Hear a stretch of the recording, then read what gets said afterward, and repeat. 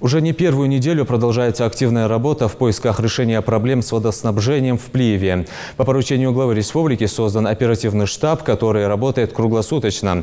Недавно в селе заменили и водонапорные насосы. За всем процессом следит специальная комиссия под руководством вице-премьера Ингушетии Магомеда Ужахова. Итоги проделанной работы обсудили на внеочередном совещании в администрации села. Репортаж Микаила Тангиева.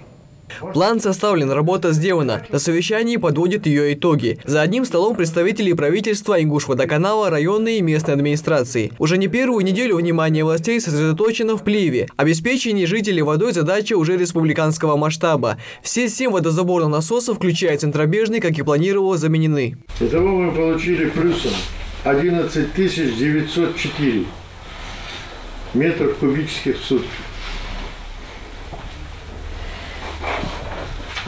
Вот этот расчетный вариант того, что у нас в конечном итоге мы планировали сделать для того, чтобы снизить с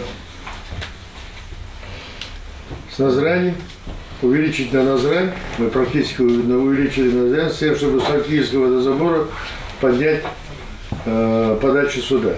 По подсчетам комиссии, при численности населения 18 тысяч человек, в сутки необходим объем воды в Плиеве порядка 6 тысяч кубометров.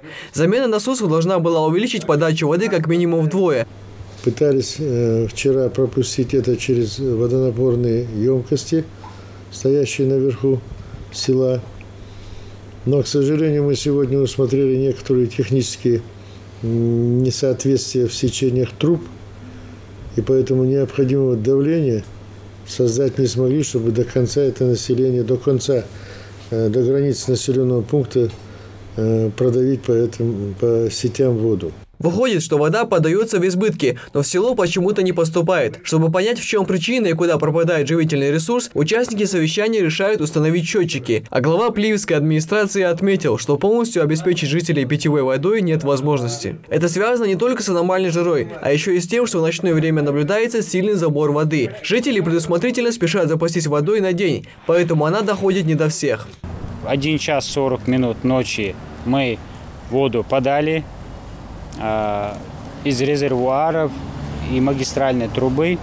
То есть магистральная труба наполняла резервуары, и из резервуаров вода поступала в сельское поселение для того, чтобы увеличить давление и продавить воду на те участки, которые у нас находятся наиболее удаленно и на возвышенности. Участники совещания сошлись во мнении, что необходимо в кратчайшие сроки переключить подачу воды напрямую через трубы и увеличить давление на барсукинские резервуары, задействовав ранее установленный насос. А тем временем жителям ежедневно будут подвозить воду, пока в этом вопросе наконец не поставят окончательную точку. Микаил Тангиев, Ахмед Горбаков, Новости 24.